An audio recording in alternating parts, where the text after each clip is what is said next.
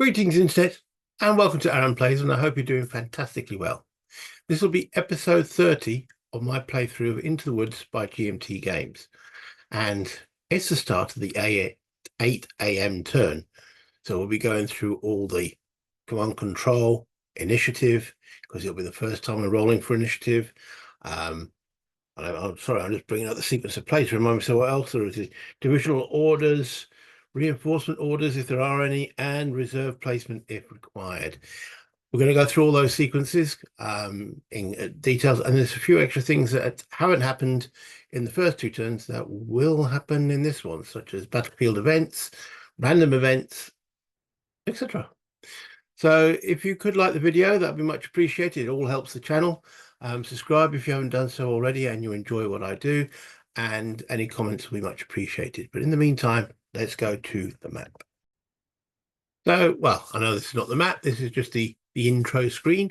So let's make this disappear and see what actually happens. So I'm going to hit the escape and minimize that. And there we go. We're on to the map. Yay. Am I going to give a brief recap? Well, there is one thing I've got to do correct. One of the viewers aptly noted that in episode 25, so that's, well, we're on episode 30, that was 5 episodes ago, this unit should have taken a UDD for the unit that routed here, which was the, I think it was the 53rd Ohio. This is the 57th Ohio. Now, I am going to retrospectively do that test because nothing else has happened in this area. If something else had happened, such as these had activated or he'd done something or something like that, then no, it's too late. Because I record all these videos sort of together in the sense that I do 2, 3, maybe even 4 in one sitting while I'm playing the game, and I'm releasing them. Originally, it was once per day. I've slowed that down a bit to get you guys to catch up to once every second day, but nothing has happened in this area. So I think it's only fair for the Confederates that this guy takes his UDD, and it could be particularly nasty. So, yes, in my Space Empires videos, if you've been watching those, I started using real dice. I've got another camera. Woo, here he is. And allows me to actually show that because I don't like using the vassal dice. Um, I yeah, don't. I mean, it's just so impersonal. I like to make this game as tactile as possible. I don't have a table, no, but I do have the rules. I have the charts. And now, as you can hear them rattle, I got a physical dice. So yeah, so he's got a 4. And remember, there's +1 on the Union until the end of the 9 a.m. turn. So here's their roll, and it's an 8. Not too good.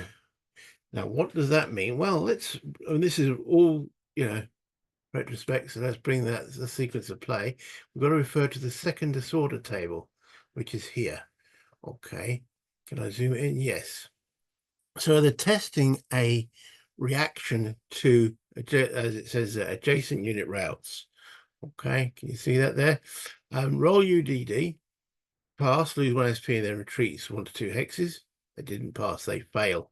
They route as well. So we could have a succession going on here. Right, so they have actually routed. So where do I? Okay. Okay, so he's joined the 53rd Ohio in the route box here. Now, the question is, does that make other things cascade? Because we have an artillery unit that's now that was adjacent to that unit routing. I'll need to actually check the physical rules for that one. Okay, so I brought up the chart. Actually, these charts are really good that they have the rule reference here, 12.54.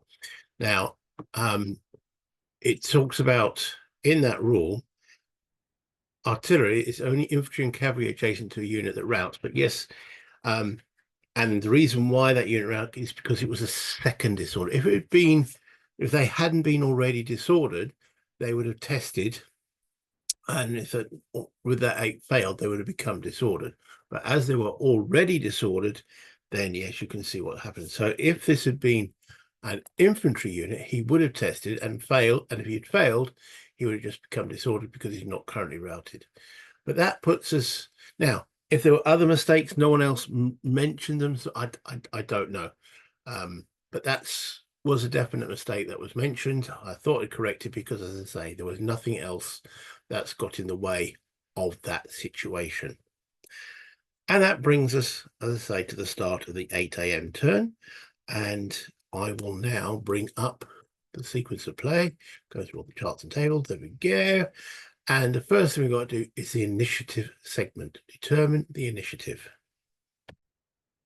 So the determine initiative is rolls, two rolls on the D10s. The highest roll wins. However, the Confederates have got two modifiers.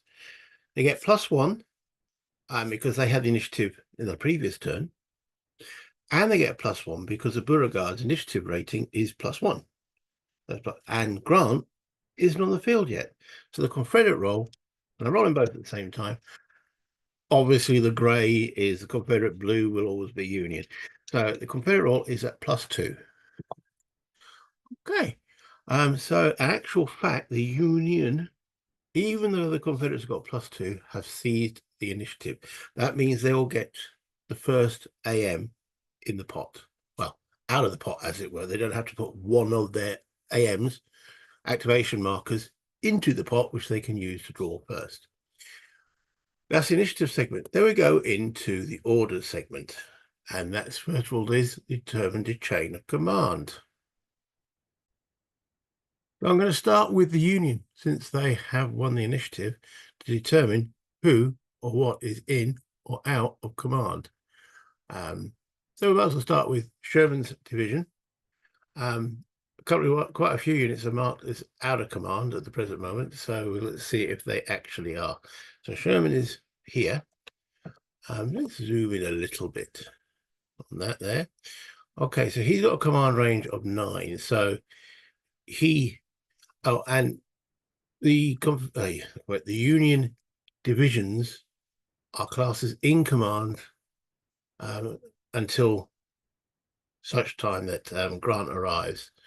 So we don't have to check for Sherman's command back to Grant because Grant isn't on the field. Now,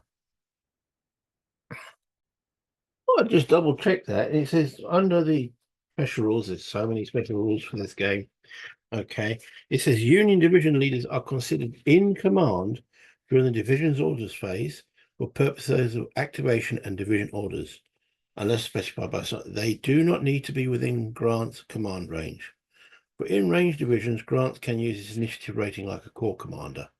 We'll come to what that actually means. So even when he's on the field, the divisional commanders don't have to chase a command path to it or range of command. For orders, for the purpose of activation and division orders. Interesting. Okay. So then from there, we've got Sherman's brigades. Now, he's commander of the 5th Division. McDowell is part of the 5th Division, and he's got to be within 9 of Sherman. Now, leaders and their command range, tracing through the woods, normally is 1.5, but in this case it's 2, because just the general lack of coordination in this battle. So it's 2 to that hex, and then along the road it's half. So let's say it's 2, 3, 4, 5, 6, 7, 8. McDowell is in command, so that's fine.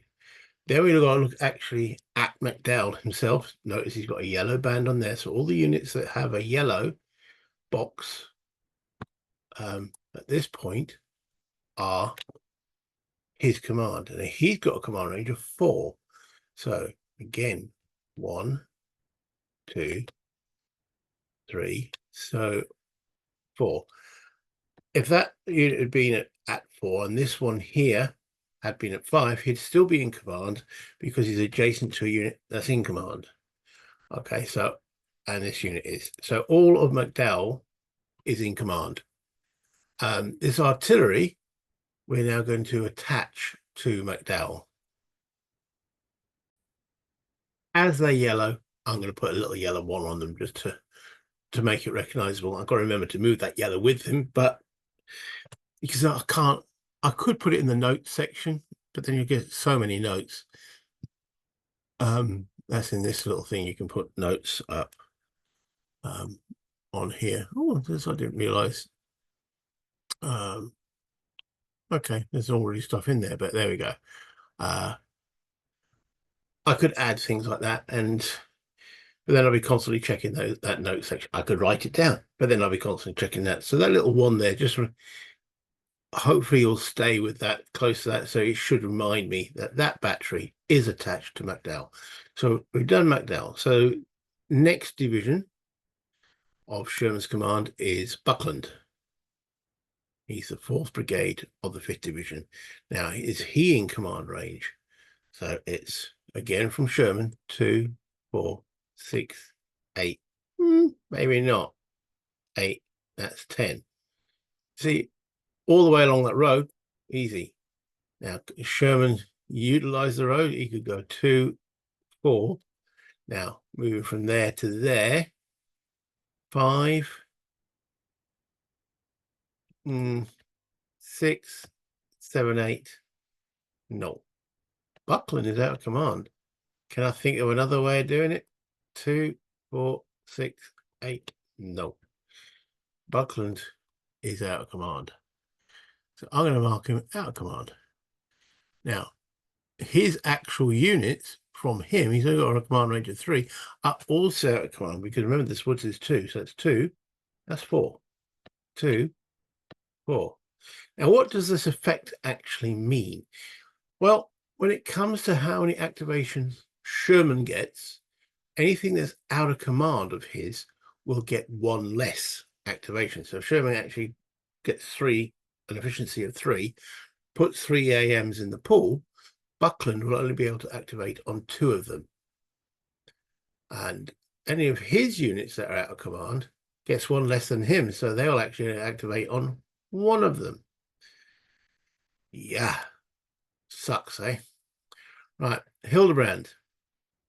So he's the 3rd Brigade, 5th Division. Okay, so again, 2, 4, Hildebrand is in command. And this brigade is in this regiment is in command because he's got a range of 3, 1, 2. I'm now going to attach this artillery. Notice it's blue. So I'm going to give him a blue chit. Blue number 1. I'm sure I've got a blue one. There we go. Just to remind me, I have attached that artillery to Hildebrand. Okay. Sherman also has another division way over here somewhere. Why it's way over here? Don't know. No, it's 2nd Division. Sorry, 2nd Brigade, 5th. He is out of command, obviously. And he gets a max, is again another special rule, gets a maximum of 2 activations. His actual regiments, notice they are red. So he's got a command range of 4. So it's 1, 2, 4. I think I might, doesn't really matter, he didn't move, but he is in command. He's in command. He's in command. Do they have any attached artillery? No. So that looks like Stuart's. So he's out of command, and it says he gets a maximum of 2. So if Sherman only actually draws a 2 chit, Stuart will only get 1. If Sherman actually draws a 4 chit, which we'll come to all that soon, Stuart only still technically would get 3 because he's out of command, but actually because of the special rule gets a maximum of 2. And I say that is Stuart's. I think that's all of Grant's. Now, this cavalry here and this artillery, now they're out of command.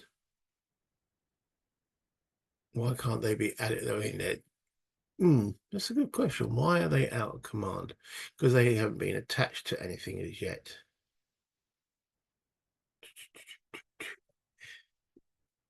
They should be under the activation of the unassigned units. So they're not technically out of command as such. So let's remove those. Okay. So that is Sherman's division. Okay, so I've looked a little bit more detail on these units. This cavalry here activates as an independent brigade when Sherman activates because they are a 5th Division asset. Now, this is a very tiny 5T there. There's also a 5T on those, but these artillery, until they're assigned to a brigade, this is the way I understand it, will activate in with the unassigned chit. Okay. I don't really foresee as a union that they want to assign them to Hildebrand's brigade because he's in deep doo-doo. He's only got one active regiment and the battery. So we'll have to see what actually happens there, especially with see this guy here. He's got a 5T on him as well. He is going to be activated as a separate brigade. So I could remove that out of command on him. He's not within 9 of Sherman though, is he? Definitely not. Okay, I will keep the out of command. It's where it gets a little bit confusing. Okay, continuing along the front line. And yeah, okay. Yeah, we've got Peabody now. So that's Prentice. Prentice has got a command range of 7, which is along the trail here. 1, 2, 3, 4, 5. So Prentice is in, sorry, Peabody is in command. Peabody's units, notice he's got a yellow stripe on him there. I've assigned this yellow here to remind me that he's part of that brigade. Who is he stacked with? All right, these are detachments. They need to be absorbed by the end of the turn into a regiment. It's looking a bit tricky. I'm going to put that out of the way for the moment. 2, 4. So this regiment is part of Peabody, so it is in command. Not feeling particularly happy. Then we've got Miller, and again, command range is 7 from Prentice. 1, 2, 3 down the trail. 4. See, this is where it's also a little bit tricky. So he's following the road, but then he's got to go through the woods to get to there. So it's 1, 2, 3, 4. So Miller's in command. Miller's battery, and he's got 1 regiment here. Is that all he's got? Oh, and 1 regiment he's stacked with. Okay, so that's him all done. So Prentice is okay. No one out command there. Going along the Union front. We've already looked at Stuart. Okay. Who's this part of?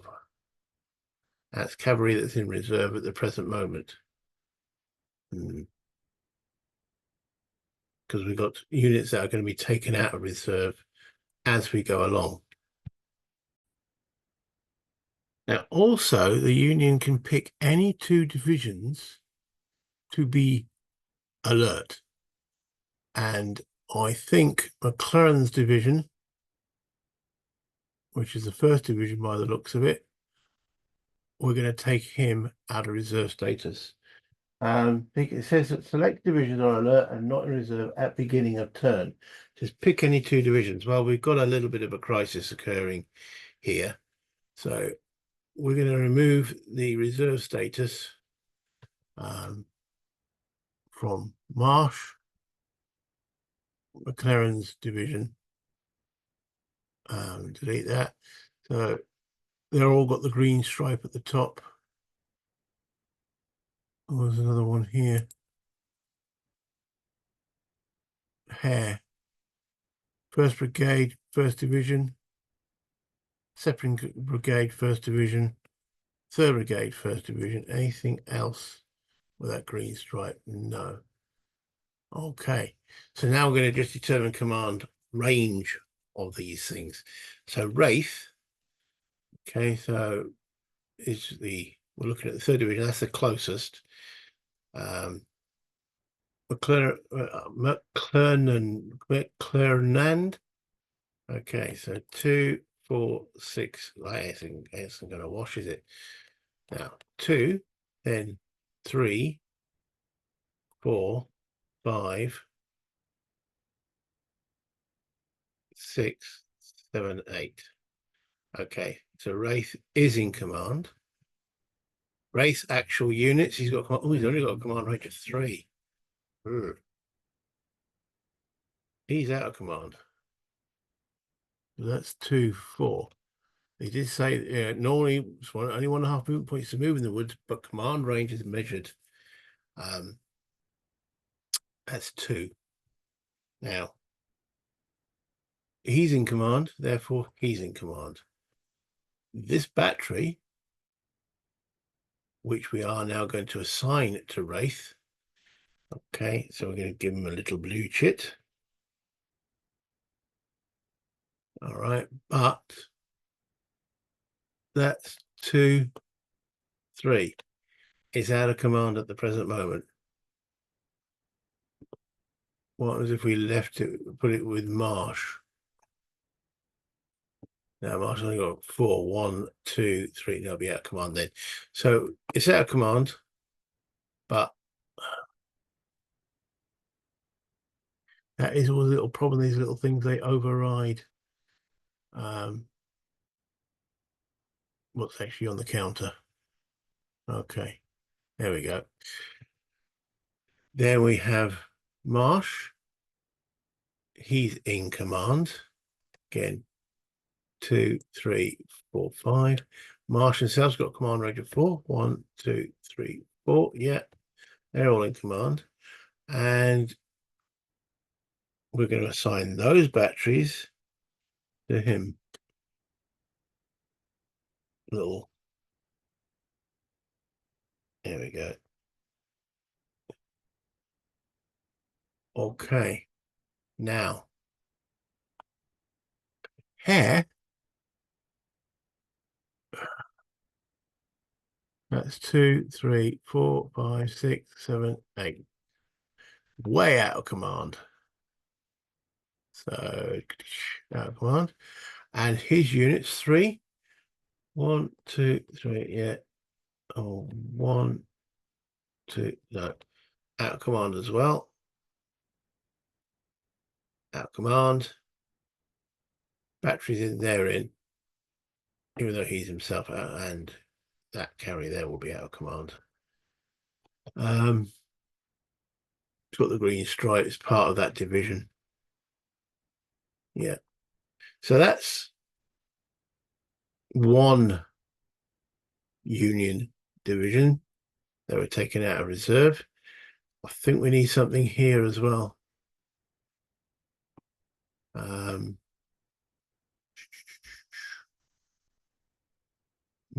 There's not much, is there?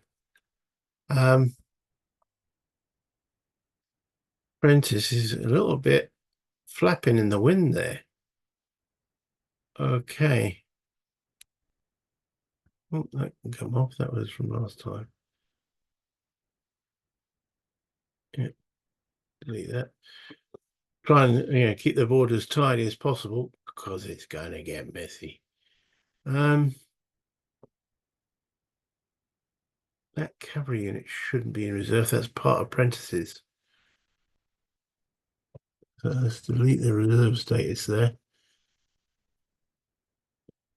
And 1, 2, 3, 4, 5, 6, 7. It should have activates as a brigade. There's big regiments there. Wow. I think they're overstacked actually. They are overstacked.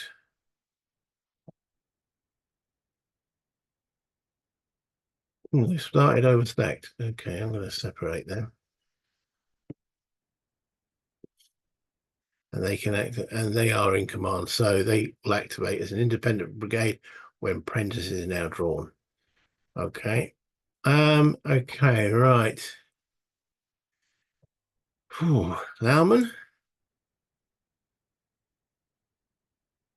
Lauman's so sorry, it's actually Hurlbut's, isn't it, division?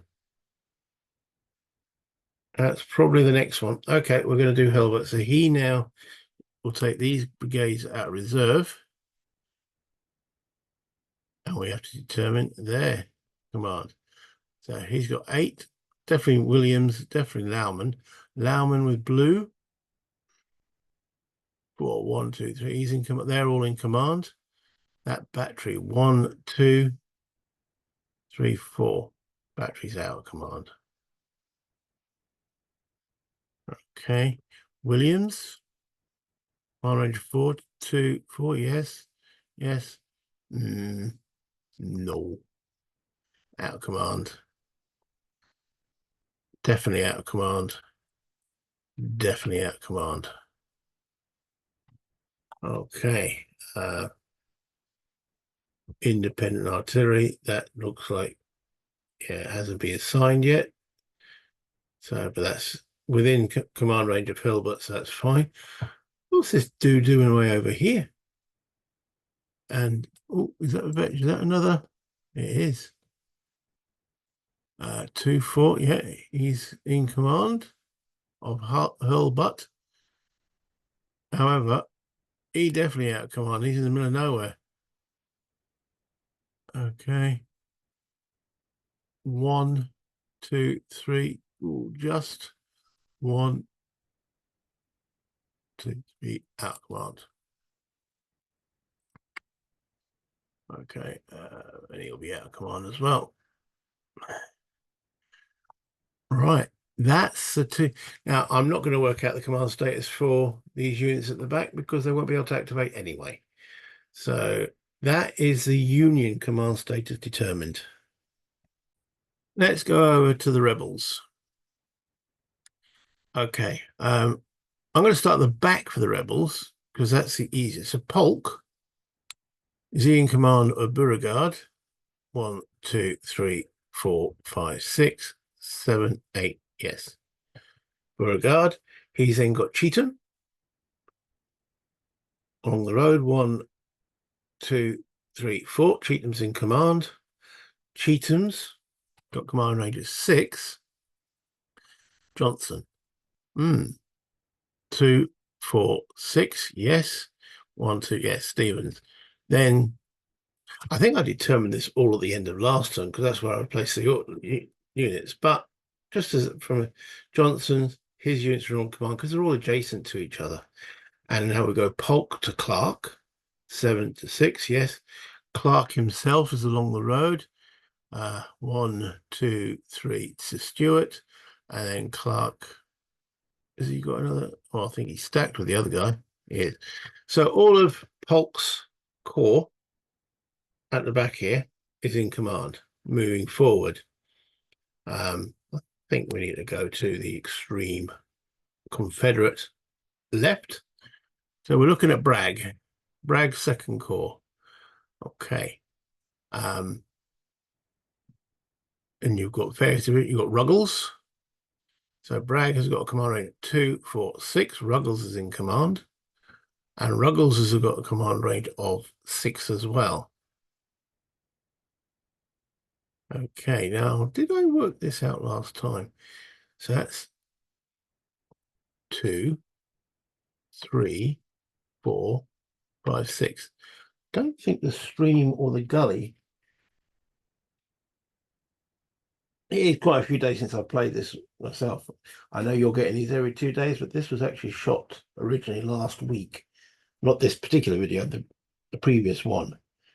Now, I don't think leaders are affected by gullies and streams. No. And no. That's okay. Hence why he's in command range. And then Pond, all his units are adjacent and such forth, so all of them are in command. Gibson, definitely within range of Ruggles. They're all in command. As I say, I'm sure I did all this. So it's the units at the back here. So these remain out of command. This artillery is Jackson's. They are no longer out of command. So they were. Now they're even stacked with the units, so they're fine. This cavalry, Withers got command range of 8, so that brigade will act class as a brigade activation. Okay, Withers, Gladden 8. 1, 2, 3. Gladden's in command. Yellow, yeah, they're all in command there. So Bragg's Corps, we're all happy. Then Hardy getting command from Johnson. Hardy has Claiborne within 7. Yes, Claiborne, all his units are in or adjacent to each other, so we're okay there. Hindman from Hardy. There's 1, 2, 3, 4, 5, 6, 7. Hindman's division. See, Claiborne is actually part of Hindman's division, but he can take orders from Hardy. Again, another special rule. Yay! Okay, so Hindman has Wood within 4. Wood's got command range of 5, 2, 4 to, sorry, 2, 4. That puts him in command because he's adjacent to that one.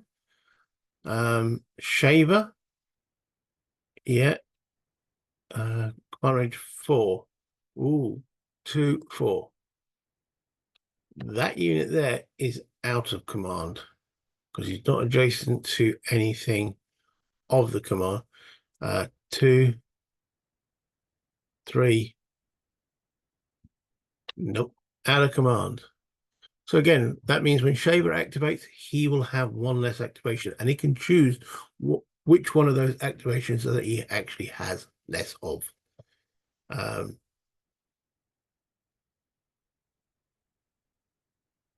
That is it. So we've determined chain of command, activation, efficiency, determination. What does that mean? That means how many chits we draw for each of the units, each of the commands. Okay, so this is the order of battle sheet, which has the efficiency areas, also the AM chits. So we've activated McClennan's. There's his 4 chits. Sherman's still got 4 chits. And this is where the routed units go. So we've got the 53rd and the 57th Ohio sitting there in the routed box. And we've also got Prentice and his subsequently routed units sitting there as well. I think that was the only, oh, we've got Hurlbut is the other 2 divisions. So let me just double check. I think that's the only ones that we've activated. So we've got Prentice, yes. We have got Sherman, yes. And then behind Sherman, we've got McClelland, wherever he's gone. There he is. And we've got Williams Brigade. Where's Hurlbut? Lauman, Hurlbut. So those are the 4 active Union divisions at the present moment on this chit here. So we will be drawing efficiency chits for all 4 of those, wherever he's gone there. And let me just make that a little smaller. Well, that doesn't really help, does it? No. There we go. I can make that wider. And then we've got a draw pool, which is a little kepi here. And we've got so many different chits. This is the first time we've got to draw the Union efficiency. We've done the CSA in the previous turn. So there's a certain amount of chits that go in the pool, which is determined by the, you guessed it, the special rules. So let's have a look. Shiloh the Bloody, yeah, okay. So the Union efficiency pool is 3 1s, 5 2s, 3 3s. They get a 1 4 chit at 11 o'clock. So let me build that. Okay, so that is what goes into the union efficiency pool. So let's see if I can plonk all those in there. When I flip them, mask, there we go. And they will go, ooh, and I'll just plonk them in there. Boom, boom, boom, boom. Now, this is the part, if I was playing this obviously against somebody else, face to face, as it were, or even a vassal, they wouldn't know what is drawn and how many AMs will go in the actual activation pool. That's one of the downsides of playing solo. I will know. I try to minimize it with the 6 a.m. and 7 a.m. turns, but I'm going to know. The advantage of the solo play is, well, solo play, yes, I'll know, but I don't know what order they're going to come out in. So I'm going to draw for McClellan's division. So that will go on there. And they've got an efficiency. If I flip that, I can peek it or I can mask it and unmask it. They've got an efficiency of 2. Okay, Sherman really wants a high number here. He's got unmask it. He's got an efficiency of 2. Okay. Prentice. Put that one. Oh dear, efficiency of 1. And Hurlbutt. Do any threes come out? Flip that. Oh no, no, no, no. Also an efficiency of 1. Not good. Okay. And then we just pull the rest away. Ooh, can we do that? Okay. Looks like I can only do them one at a time. I suppose once they're in there, yeah, because they'll be drawn next turn. Okay, so then the Confederates, I'm going to just close that down and bring up the Confederate order of battle sheet. There we go. And I've got to place the chits that they had there from last time back over here. So 2, and theirs is for the core. Okay, so I'm going to mask those. Boom, boom, boom, boom. Put them back in that and put all that in the efficiency pool there, and then draw for Hulk. Flip. You got a 3. Bragg. And flip. He got a 3. Hardy. And flip. Oh, you got a 4. And Breckenridge, who hasn't come in yet, and he might be limited, but I'll draw a chit anyway. But let's just double check. Got the special rules here. Breckenridge Reserve Corps. It tells me what each of the brigades coming in have. They have 2, but I'll draw the chit anyway. They drew a 3. Just as an aside, I went through what the efficiency the Confederates have. They have 1 1, 3 2s, 4 3s, and 1 4. The Union is 3 1s, 5 2s, 3 3s, and at 11 o'clock they will get a 4 4. A 1 4, sorry. So at the present moment, that should have gone in the pool. Missed that one. Sorry. I'm going to redraw them that. Mask. Oh, suppose it was an extra 2, wasn't it? Oh well. Should I redraw them? Because that's a good point. The other side units must have an efficiency drawn for them as well.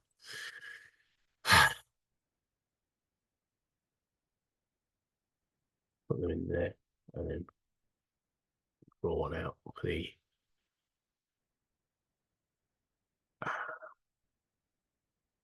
yeah, they get a 2 there. Right. Oh, and Johnson's special ability. I'm going to put that there when he actually uses one. Not put clear the movement trail. There we go. I just don't like these little red lines, but there we go. Yeah, I think I need to redo that. because there was 1, 2 out of there. Any one of those could have drawn that 2. Oh, bugger it. No. No. It's been done. No, I've got to do it because, yeah, it could affect everything, couldn't it? So let's bring that back up. See how easy it is just to make an error. All right, so I'm putting that back there, that back there, that back there, and that back there, just because I missed 1, 2. But that would have changed everything. So mask those, put those there. Right, start with Polk again. He still gets his 3. Rag. He this time gets a 2. Oh, I'm doing it again. Oh, right. Got to have them all off. It really will affect. So mask and mask. All the chits are available. Just double checking. Sorry about that, guys. Right. Start with Polk again. He now gets a 2. Brad gets a 3. Hardy. Last time I had a 4 when I made a mistake. 3. And Breckenridge. 2. And the unassigned can be a maximum of 3. That gets a 4. Oh, there we go. All right. So that's now done and it's legal. Okay, so we've drawn the activation efficiency determination eventually for the Confederates. Do apologize for that one, but yeah. We now go to divisional orders. So do any divisions want to have their orders changed? And they've got to be in chain of commands, brigade leaders to call and such forth. Do we need to change any of the orders? I'm going to look again at the Union first. We have Hildebrand under advance orders. Does he need to change that? No. Effectively, this command needs to get out of Dodge quickly. Buckland is also currently under advance orders. In fact, they're all classes of advance unless we change them to attack. Now, the one that might be useful to change to attack might be Wraiths, because he's not sure where he's going to be. The reason why I say that, I'm going to bring up a little chart. Okay. Not quite sure where it is. There we go. The roar of battle in the distance was plainly heard. Rules for Union Brigade missions. So this here applies, as you can see, to Wraith's Brigade. He could be given an order to go there because, as it says, they've got these missions to do. Okay, so during the division's orders phase of the turn in which it is alerted, each brigade, McClellan's, Herbert's, and Wallace divisions must determine its initial defensive mission, represented by a location on the map. So this is on here. The brigade must move towards that location each time it activates, but while en route is not required to incur fatigue by moving in more than 2 activations per turn. The brigade must move by the shortest route in terms of movement points when moving towards their objectives. The brigade may maneuver freely after meeting any one of the following conditions. The brigade starts an activation with its leader occupying the hex in question and all units in command. Okay, so this is what we're looking at. At the start of the next activation, following any unit of the brigade being targeted by enemy small arms fire, it's back to go. It can do what it wants. And any unit of the brigade is within 5 hexes and line of sight to an enemy unit at the start of an activation. Okay, so we've got a roll for these. So this, I'll stay under, and it says in the divisional order phase. So we need to determine each one of these missions. Okay, so let's look at McClellan's. So we've got McDowell as part of Sheridan's command. 5th division. So we're looking at, who are we looking at? Hare. He's first. Then we have also Marsh, 2nd first, and Wraith, 3rd first. Okay, so we'll roll for Wraith first. And looking at that chart, bring that back up. Okay, Wraith, 0 to 7, he goes towards the Shiloh Church, and on an 8, what does with a 9? Doesn't say what happens if they roll a 9. Does it? On a roll of a 9, no units of the brigade move this turn. It says that right at the bottom. Roll of a 9, no units of the brigade move this turn. They may freely move next turn. Okay, so rolling for Wraith then. And he rolls a 7, so he's going towards Shiloh Church, which is hex 2706, which is where? That's there. Now, how am I going to remember that? That's a good question, isn't it? Because, I'm going to be filming this in a few days' time, and I'm going to go, I know what I'll do. I'll put a blue marker on there. Shiloh Church. Go in the hex, man. There we go. And I'm going to put a little blue 3 on or near Wraith. There we go. There he is. So he knows to go there. Then we have Marsh. So bringing that table back up, show you what I'm talking about. So Marsh rolls a 0. On a 0 intersection of the Hamburg, Purdy, and Corinth roads, hex 2902. Hex 2902. Hamburg, Purdy. Let me just zoom in on that.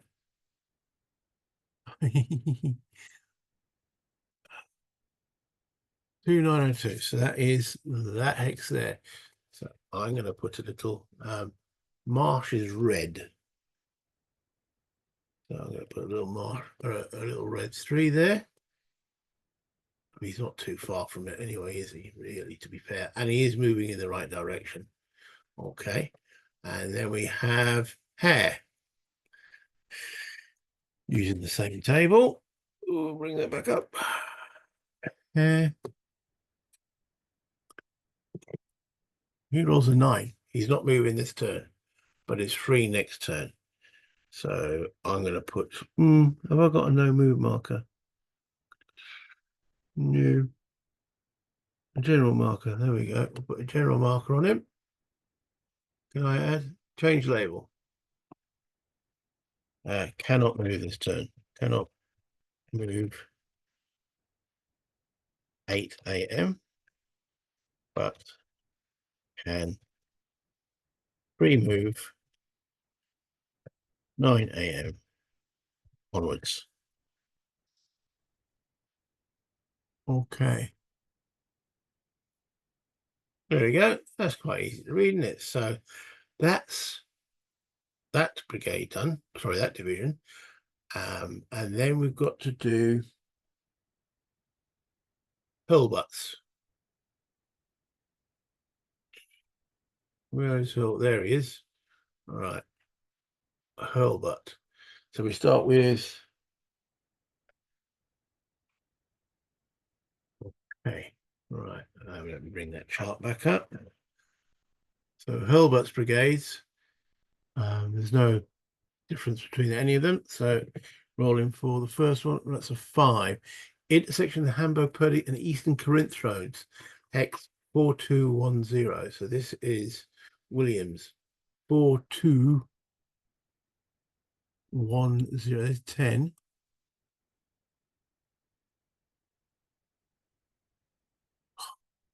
I wish it was 4210. So that's there. Okay. So what color is Williams? He's yellow. Let's put a yellow 3 on there. Where's yellow? Yellow 3. There we go. It is 4-2. Lost it again. 4210. There it is. That's Williams.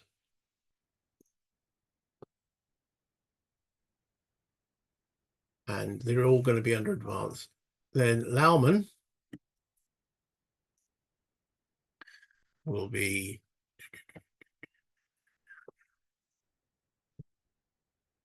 he's rolled 8. Intersection of the Hamburg Purdy and Hamburg Savannah Road. 5512. And this will be a blue. Let's give him a blue marker. 5512. 545512.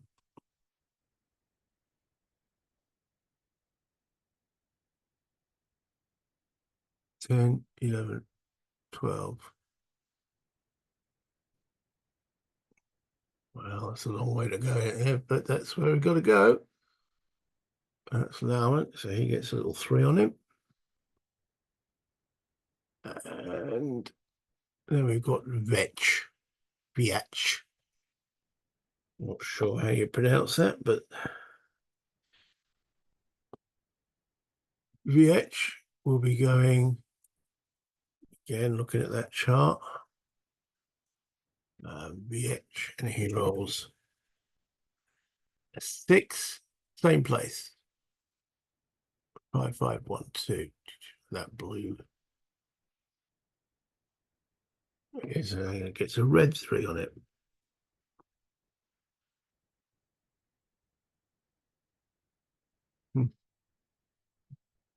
Snap 2, isn't it? There we go. If I put it in the same hex. Oh, blimey. All right, well, we'll put it there. We know what it means. I'd rather not stack them. Seems to auto stack. But that's all of them determined. Ooh. Did you not see that? There we go. Right. Yeah. That's all of them determined with their march orders. Okay. As I say, they're all going to be under advance. I can't see anything needing to change an attack. What about over here? Miller's done under advance. Allows him to withdraw if necessary. I can't say. Would he go into attack? He's pretty unsupported. So no, I think he'll stay under advance. What about Peabody? I think he would try and change his orders. Now, can he do so? I can't see any reason why not. So we're going to change his orders, not to march, to advance. So if he gets attacked, he can pull back a little bit. Okay. Right. The Confederates. Do we want to change any of their orders? Shaver's under attack. Wood's under attack. They're all fine with that. What about now over here? Now, I think they need to get up those slopes, and the easiest way to get up those slopes is with advance orders. I can't see you need to change any of those.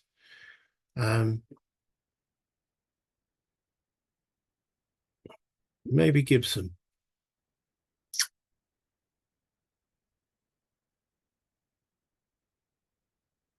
Yeah. Or is it? Yeah, yeah. All right, we'll change Gibson to attack. So you can fire and move. Well, yeah, you can fire and move. So let's clone that advance order there and put Gibson under attack orders. There we go. This is free. In the divisional orders phase, as long as he's in command, he's in command. Ruggles gives him the order to attack.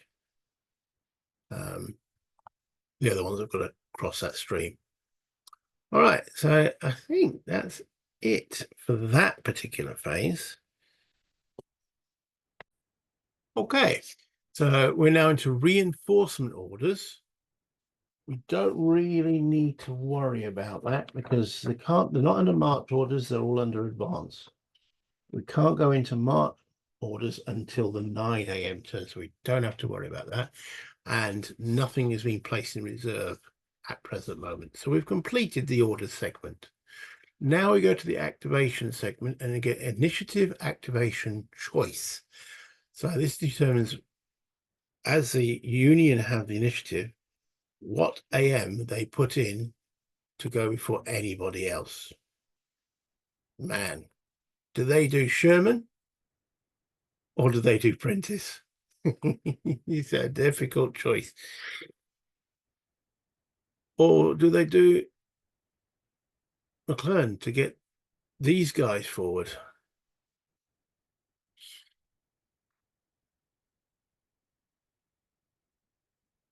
It is a difficult choice because where are they going? They're heading over to Shiloh Church, which is over here.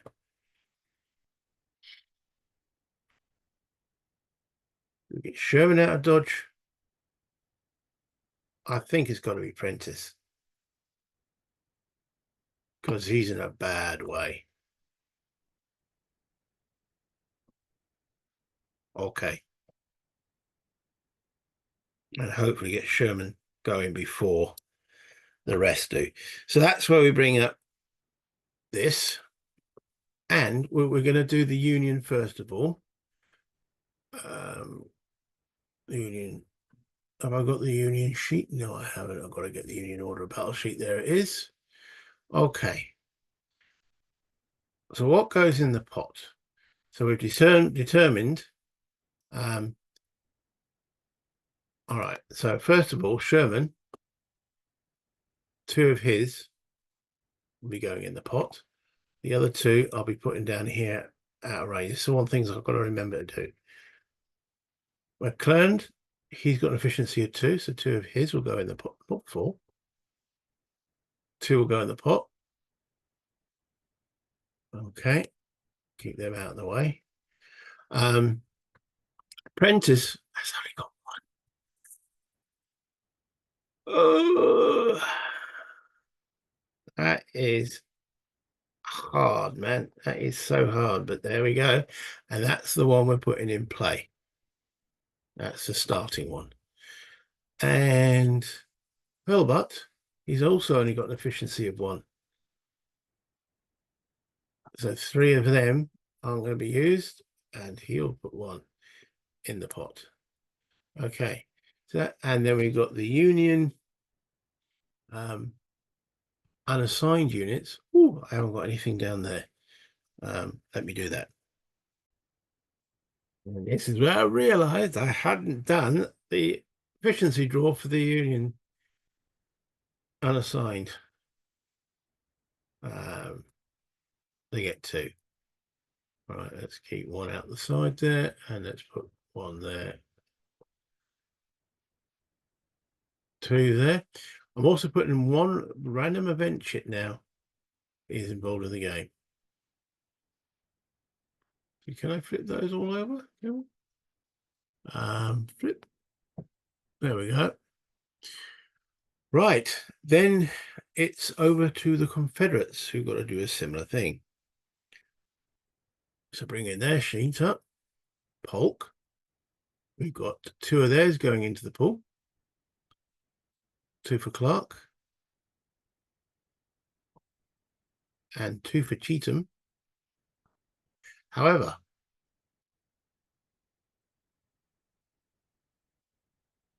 Polk is a corps commander, and he has a rating that can modify that. Just move these out of the way for the time being. Okay, we look at Polk. Okay, he has a 0 modifier, but he's in command range of Beauregard, who has got an efficiency rating of 1, and he can assign that to Polk, and then Polk could give it to one of his divisional commanders. Now, there's no point him giving that rating or improvement to Cheatham because of the traffic jam situation. He's going to give it to Clark. So Clark gains that +1. So there was only going to be 2 because of the efficiency, but that +1 makes that 3. So bringing up, whoops, here.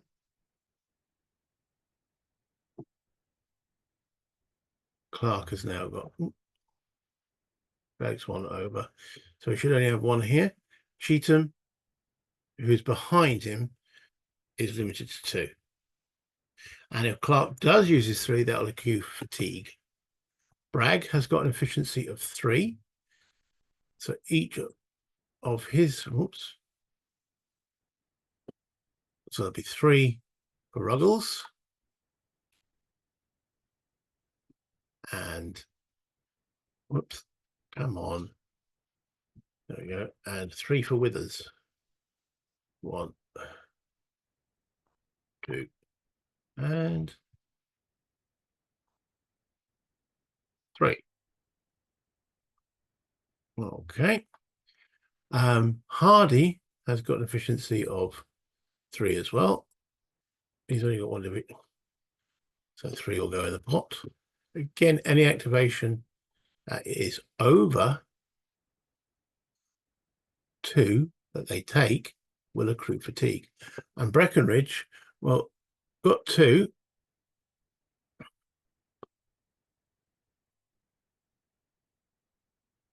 And there is his 2.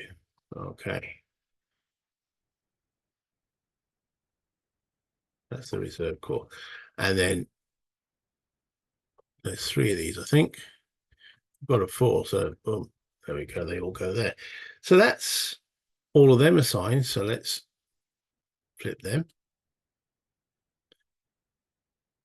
Right, so we've got the random event. We've got the armies done. I think there's also something else that needs to go in there. I didn't do a copy of this sheet. It's called the battle events chart. Okay, so the first day of the full battle at between 8 o'clock in the morning and 12 noon, 4 of these chits, battle event chits, go in there. And this is where you could get things like stake and fire, no fire when you declare a fire, and such forth. So this old chart, I haven't copied it. Darn it. So it says for the full battle scenarios, the number of chits used for each turn is listed below. When an event chit is drawn, either player rolls 2 different colored dice and roll percentage dice. Results can vary, and when that happens, we'll go through it. Okay, so there should be 4 of those. Can I clone that? No, I just got to bring it up 4 times. It's a bit of a pain. 2,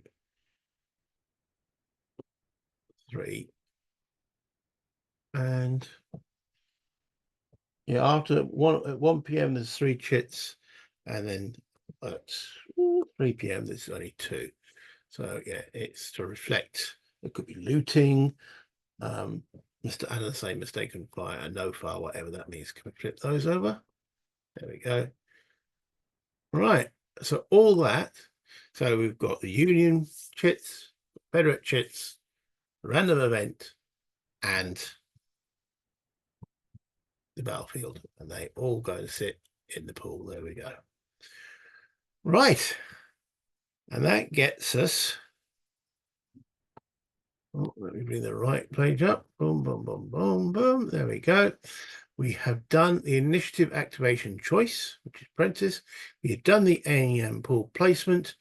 We are then ready to do the activation draw for the first unit, which is Prentice. At which point I will pause the video. And back to me. Well, that was a long process. I'm not sure how long this actual video is, probably about 40-50 minutes. I had to pause it a few times. That's the battlefield events chart I was referring to that towards the end there. I'll try and remember to put a copy up, but then again I might not. This is the special rule book that I was referring to. Yeah, it's all right. I say it's a tome. We're talking 14 pages before we actually get into the scenarios, but the scenarios have special rules as well. So you've got special rules on top of special rules on top of the normal rules. It can be a little bit hard work, but that's why I'm doing it, so I can learn the system and you can learn the system from me. I'm going to make mistakes. I've said that right from square one. There are going to be mistakes, like that 57th Ohio. Thank you. I can't remember the guy's name, but for pointing it out, that was very useful. And that means that nothing else had an effect on it, so that's why I did it. If an attack had already gone in elsewhere there, then obviously it would be too late. But if there's a way it can be corrected, then I will do so.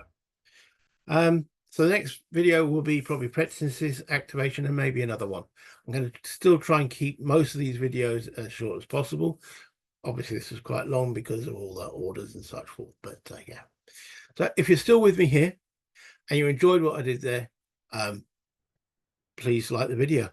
I can't say anymore. It really helps the channel. It's the algorithm stuff. But anyway, yes. And then subscribe if you haven't done so already. And any comments such as, you made a mistake there, you did that wrong there, and so on. But until next time, play games, have fun, buy internet,